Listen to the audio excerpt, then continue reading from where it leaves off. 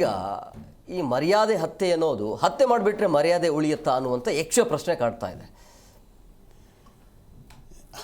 ಮರ್ಯಾದೆ ಈಗ ಮರ್ಯಾದೆ ಹತ್ಯೆಯನ್ನು ಮಾಡ್ತಾರಲ್ಲ, ಹತ್ಯೆ ಮಾಡಿಬಿಟ್ರೆ ಮರ್ಯಾದೆ ಉಳಿಯುತ್ತಾ? ಹಾನರ್ ಕಿಲ್ಲಿಂಗ್ ಯಾವನವನು ಈ ಹೆಸರು ಕೊಟ್ಟಿದ್ದೋ ಇದು ಕ್ರೂರ ಕೊಲೆ. ಹಾನರ್ಗೂ ಇದಕ್ಕೆ ಏನು ಸಂಬಂಧ ಇದೆ? ಇದು ಜಾತಿವಾದಿಗಳು, ಕೋಮುವಾದಿಗಳು. ಇದರಲ್ಲಿ ಮುಖ್ಯವಾಗಿ ಈ ಜಾತಿ ಸಂಘಟನೆಗಳು. ಈಗ ಇದು ನೋಡಿದರೆ ದೇಶ north India, south India, north East India. North East ಇಂಡಿಯಾದಲ್ಲಿ ಇದಿಲ್ಲ. ಇಂಥ ಒಂದು ಕ್ರೂರ ಕೊಲೆ ಮನಸ್ಥಿತಿ ಮನುಷ್ಯರೇ ಅಲ್ಲ, ಜಾತಿ. ನಾರ್ತ್ ಈಸ್ಟಲ್ಲಿ ಬುದ್ಧಿಸ್ಟು ಎಲ್ಲರೂ ಕೂಡ, ಮೇಘಾಲಯ, ಸಿಕ್ಕಿಂ ಬುದ್ಧಿಸ್ಟು. ಈಗ ನೀವು ಶ್ರೀಲಂಕಾದಲ್ಲಿ ನೋಡಿದರೆ ಕ್ಯಾಂಡಿ, ಎಂಟೈರ್ ಸಿನ್ನಲಾ ರೀಜನ್ ಬುದ್ಧಿಸ್ಟು. ಅಲ್ಲಿ ಈ ಥರ ಕ್ರೂರ ಕೊಲೆ ಯಾರೆಲ್ಲ ಲವ್ ಮಾಡ್ಬೋದು. ಈಗ 18 ವಯಸ್ಸು ಆಯಿತು, ಒಂದು ಹುಡುಗಿ ಹುಡುಗನ್ನ ಲವ್ ಮಾಡ್ತಾಳೆ, ಹುಡುಗಿನ ಲವ್ ಮಾಡಲ್ಲ. ಸೊ ಇಲ್ಲಿ ಏನಾಗುತ್ತೆ, ಜಿಹಾದಿ ಅನ್ನೋ ಒಂದು ಕ್ರೂರ ಪದ ನೋಡಿ. ಇಲ್ಲಿ ಸ್ಪೆಷಲಿ ಮಂಗಳೂರು, ಕರಾವಳಿ ಪ್ರದೇಶದಲ್ಲಿ ಒಂದು ಹುಡುಗಿ ಒಂದು ಹುಡುಗ, ಹುಡುಗಿ ಒಂದು ಜಾತಿ ಇರ್ಬೋದು, ಹುಡುಗ ಒಂದು ಧರ್ಮ ಇರ್ಬೋದು, ಅದು ಜಿಹಾದ್ ಅಂತಾರೆ, ಲವ್ ಜಿಹಾದ್. ಕೊಲೆ ಮಾಡ್ತಾರೆ ನೋಡಿ. ಬಂಗಾರಪೇಟೆ ಹೆಸರು ಹೇಳಬಾರ್ದು, ಯಾಕೆಂದರೆ ಮಹಿಳೆಯರ ಹೆಸರು ಹೇಳಬಾರ್ದು. ಹುಡುಗಿ ಬಿ ಓದ್ತಾಳೆ, ಹುಡುಗನೂ ಬಿ ಓದ್ತಾನೆ. ಹುಡುಗಿ ಈಗ ಊರಂದರೆ ಹೆಂಗಿದೆ ಅಂದರೆ, ನಮ್ಮ ದೇಶದಲ್ಲಿ ಕೇರಿ ಒಂದು ಕಡೆ ಇರುತ್ತೆ, ಊರು ಅಗ್ರಹಾರ ಬೇರೆ ಇರುತ್ತೆ. ಊರಲ್ಲಿ ಒಬ್ಬ ಹುಡುಗಿ, ಅವರು ಈ ಗೊಲ್ಲರು ಯಾದವ್ರು ಅಂತಾರಲ್ಲ, ಆ ಜಾತಿಗೆ ಸೇರಿರೋಳು. ಆ ಹುಡುಗಿ ಅವ್ರ ತಂದೆ ಆ ಜಾತಿ ಸಂಘಟನೆಯಲ್ಲಿ ತೊಡಗಿಸ್ಕೊಳ್ತಾನೆ. ಹುಡುಗಿ ಒಂದು ಎಂಜಿನಿಯರಿಂಗ್ ಕಾಲೇಜಲ್ಲಿ ಹುಡುಗ, ಅವನು ದಲಿತ ಹುಡುಗನ್ನ ಲವ್ ಮಾಡ್ತಾಳೆ. ಅವನ ಅಪ್ಪನಿಗೆ ಹುಟ್ಟಿದಾಗಲೇ ಕೈ ಬರೋದಿಲ್ಲ, ಪ್ಯಾರಾಲಿಸಿಸ್, ಸ್ಟ್ರೋಕ್ ಅವನಿಗೆ.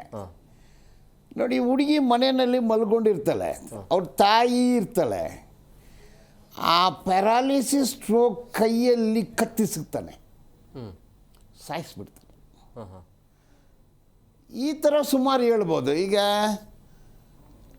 ನಾರ್ತ್ ಇಂಡಿಯಾದಲ್ಲಿ ಜಾಸ್ತಿ ಇರೋದು ಹರಿಯಾಣ, ಜಾಟ್ಸ್, ರಜಪೂತ್, ಕ್ಷತ್ರಿಯರು, ಕಾಶ್ಯಾತ. ಈ ಹುಡುಗಿಯರು ಬೇರೆ ಹುಡುಗರನ್ನ ಅಂದರೆ ಅಲ್ಲಿ ಕಾಪ್ ಪಂಚಾಯತ್, ಅಲ್ಲಿನೂ ಜಾತಿ ಸಂಘಟನೆಗಳು. ಅಂದರೆ ಉತ್ತರ ಪ್ರದೇಶ, ಮಧ್ಯಪ್ರದೇಶ, ಹರಿಯಾಣ, ಪಂಜಾಬ್ ಇಲ್ಲಿ ಜಾಸ್ತಿ ಆಗುತ್ತೆ. ಈಗ ಸೌತ್ ಅಂದು ಬಂದರೆ ತಮಿಳ್ನಾಡು, ಕರ್ನಾಟಕ, ತೆಲಂಗಾಣ, ಆಂಧ್ರ. ಅಂದರೆ ಸೇಫ್ ಜಾಗ ಅಂದರೆ ಕೇರಳ. ಲಿಟ್ರಸಿ ಜಾಸ್ತಿ ಇದೆ, 100% ಲಿಟ್ರಸಿ ಇದೆ, ಪ್ರೋಗ್ರೆಸಿವ್ ಥಾಟ್ ಇದೆ. ಈಗ ಅಂಬೇಡ್ಕರ್ ವಾದ, ಪೆರಿಯಾರ್ ವಾದ, ಮಾರ್ಕ್ಸ್ ವಾದ, ಮಾವೋವಾದ, ಇದು ಯಾರ ತಲೆಯಲ್ಲಿ ಇರುತ್ತೋ ಅವರು ಇದನ್ನು ಎನ್ಕರೇಜ್ ಮಾಡ್ತಾರೆ. ಇಂಟರ್ಕ್ಯಾಸ್ಟ್ ಮ್ಯಾರೇಜ್ ಮಾಡ್ತಾರೆ. ಎಲ್ಲಿ ಮೂಲಭೂತವಾದ ಇದೆ ಇಲ್ಲ, ಮೂಲಭೂತವಾದ ಜಾತಿವಾದ, ಕೋಮುವಾದ, ಫೇತು, ಅಲ್ಲಿ ಈ ಕ್ರೂರ ಕೊಲೆಗಳು ನಡೀತೆ. ಈಗ ಹುಬ್ಬಳ್ಳಿನಲ್ಲಿ, ಹೆಸರು ಹೇಳೋದು ಬೇಡ ನೋಡಿ, ಅಲ್ಲಿ ಹುಡುಗಿ ಲವ್ ಮಾಡ್ತಾಳೆ. ಹುಡುಗಿ ಎಲ್ಲಿ ಲಿಂಗಾಯತ ಸಮೂಹಕ್ಕೆ ಸೇರಿದವಳು. ದಲಿತ ಹುಡುಗನ್ನೇ ಲವ್ ಮಾಡ್ತಾಳೆ. ಅವರು ಹಾವೇರಿಗೆ ಹೋಗ್ತಾರೆ, ಕೊಂದುಬಿಡ್ತಾರೆ. ಇದರಲ್ಲಿ ವಿಕ್ಟಿಮ್ಸು ನೋಡಿ, ದಿಸ್ ಇಸ್ ಕಾಲ್ಡ್ ಪ್ಯಾಟ್ರಿಯಾರ್ಕಲ್. ವಿಕ್ಟಿಮ್ಸು ಯಾವಾಗಲೂ ಮಹಿಳೆಯರೇ. ಅಂದರೆ ತಮಿಳಲ್ಲಿ ವನ್ಯ ಕುಲ ಕ್ಷತ್ರಿಯ ಅಂದರೆ ಅದು ಕಾಶ್ಯಾತ, ಅದು ಒಂಥರ. 1 year ವೈತಿಲ್ ಅನ್ಯನ ಅಂದರೆ ವನ್ಯ ಕುಲ ಕ್ಷತ್ರಿಯ ಹೆಣ್ಣು ಮಗಳು ಹೊಟ್ಟೆಯಲ್ಲಿ ಬೇರೆ ಅವರ ಮಗುವ, ಆ ಮಗುವನ್ನೇ ಒಪ್ಪೋದಿಲ್ಲ ಅವರು. ಅಂದರೆ ಒಂದು ಹುಡುಗಿ ಹುಟ್ಟಿದ್ರೆ ಅದು ಅಲ್ಲಿಗೆ ಅವಳಿಗೆ ಶಿ ಹ್ಯಾಸ್ ನೋ ರೈಟ್. ಅಂದರೆ ಇದರಲ್ಲಿ ಏನಾಗುತ್ತಂದರೆ right to live with dignity. ನೋಡಿ, ನಮ್ಮ ದೇಶದಲ್ಲಿ ಬ್ರಿಟಿಷ್ನವರು ಇಂಡಿಯನ್ ಪಿನಲ್ ಕೋಡ್ ಪಿನಲೈಸ್ ಮಾಡೋದು 302, ಜೊತೆಯಲ್ಲಿ ಫ್ಯಾಮಿಲಿ ಮೆಂಬರ್ಸ್ ಸೇರಿದರೆ 34, 120B, 149 ಕಾಮನ್ ಇಂಟೆನ್ಷನ್ನು, ಅನ್ಲಾಫ್ ಇದೆಲ್ಲ ಮಾಡಿದರು. ಆದರೆ ಈ ಕ್ರೂರ ಕೊಲೆನ ಬ್ರಿಟಿಷ್ನವರು ಯೋಚನೆ ಮಾಡಿಲ್ಲ. ಬಹುಶಃ ಥಾಮಸ್ ಮಕಾಲೆ ಅವನು ಬ್ರಿಟಿಷ್ನವನು ಊಟಿನಲ್ಲಿ ಕೂತ್ಕೊಂಡು ಕೋಡಿಫೈ ಮಾಡಿದ್ದು. ಈ ಥರನೂ ಜನರು ಚಿಂತನೆ ಮಾಡ್ತಾರೆ, ಕ್ರೂರ ಕೊಲೆ ಮಾಡ್ತಾರೆ ಅಂತ ಯೋಚನೆ ಮಾಡಿಲ್ಲ ಅವನು. ಕಾನೂನಲ್ಲಿ ಅದನ್ನು ತಂದಿಲ್ಲ. ಈಗ 1/7/2024 ಈಗ BJP ಸರ್ಕಾರ ಒಂದು IPCಯನ್ನು ತೆಗೆದುಬಿಟ್ಟು BNS ಅಂದು ತಂದಿದ್ದಾರೆ. ಅಲ್ಲಿನೂ ಇದ್ರ ಬಗ್ಗೆ ಇಲ್ಲ. ಹೌದು, ಮಾಬ್ ಲಿಂಚಿಂಗು, ಮದುವೆ ಮಾಡ್ಕೊಳ್ತೀನಿ ಅಂದು ಹೇಳಿ ಮೋಸ ಮಾಡಿದರೆ 10 years ಪನಿಷ್ಮೆಂಟನ್ನು ಮಾಡಿದ್ದಾರೆ. ಬಟ್ ಈ ಕ್ರೂರ ಕೊಲೆ ಇದಲ್ಲ, I don't use the word ಆನರ್ಗೆ, ಇಟ್ಸ್ ಕಾಂಟ್ ಬಿ ಆನರ್. ಇಲ್ಲಾಂದರೆ ಸೈಕಿಕ್ ಮರ್ಡರ್ಸ್ ಅದು, ಇದು ಸೈಕು. ಅಂದರೆ ಇದ್ರ ಯಾವಾಗಲೂ ವಿಕ್ಟಿಮು ಮಗಳೇ, ಹೆಣ್ಣು ಮಗಳೇ. ಅಪ್ಪ ಅಣ್ಣ ಮಗಳನ್ನ ಮದುವೆ ಮರ್ಡ್ರ್ ಮಾಡೋದು, ಇದು ಏನು it's can't be called as honour killing. It is a brutal killing. ಅವರು ಮನುಷ್ಯರೇ ಅಲ್ಲ.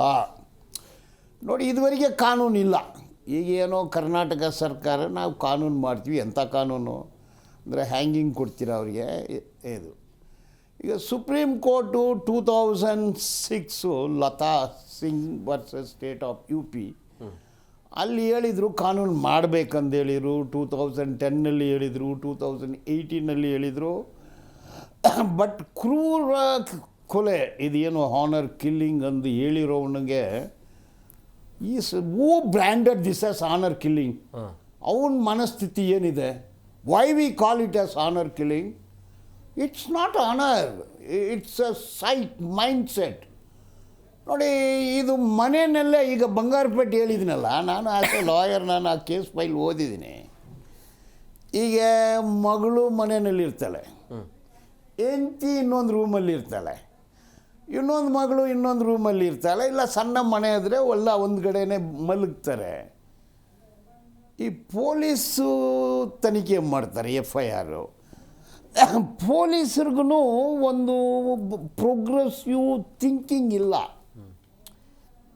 ಈಗ ವಿಟ್ನೆಸ್ ಆಗಿ ಹೆಂಡ್ತಿನ ಹಾಕ್ತಾರೆ, ಮಗಳನ್ನ ಅಪ್ಪ ಕೊಲ್ತಾನೆ, ಅವನ ಹೆಂಡ್ತಿ ಒಂದು ವಿಟ್ನೆಸ್ಸು, ಇನ್ನೊಂದು ಮಗಳು ಒಂದು ವಿಟ್ನೆಸ್ಸು. ನೆಂಟರು ಅಂದರೆ ಹಳ್ಳಿಗಳಲ್ಲಿ ಗೋಲ್ಡ್ರೆಲ್ಲ ಒಂದು ಕಡೆ ಇರ್ತಾರೆ, ಕುರುಬರು ಒಂದು ಕಡೆ ಇರ್ತಾರೆ, ಜಾತಿ ರೀತಿಯಾಗಿ ಹಳ್ಳಿ ಇರುತ್ತೆ. ಕೋರ್ಟಿಗೆ ಬಂತು, FIR ಹಾಕಿದರು, ಕೋರ್ಟ್ಗೆ ಚಾರ್ಜ್ ಶೀಟ್ ಹಾಕಿದ್ರು. ಕೋರ್ಟಿಗೆ ಬಂದರೆ ಈಗ ಏನು ಯಾರು ಹೇಳಬೇಕು? ಮನೆಯಲ್ಲಿ CCTV ಇಲ್ಲ. ಈಗ CDR ಮನೆಯಲ್ಲೇ ಇರುತ್ತೆ. ಲೊಕೇಶನ್ ಟವರ್ ಲೊಕೇಶನ್ ಎಲ್ಲ ಬರೋದಿಲ್ಲ. ಬೇರೆ ಯಾರೋ ಕೊಲೆಗಾರ ಮನೆಗೆ ಬಂದರೆ ಅವ್ನ ಟವರ್ ಲೊಕೇಶನ್ ಎಲ್ಲಿತ್ತಂದ್ರೆ ಇದು ಯೂಸ್ಲೆಸ್ಸು. CCTV ಫುಟೇಜ್ ಏನು ಎಲ್ಲರ ಮನೆಯಲ್ಲಿ ಇರೋಲ್ಲ, ಇದ್ರೇನು ಅದನ್ನು ಡಿಸ್ಟ್ರಾಯ್ ಮಾಡಿಬಿಡ್ತಾರೆ.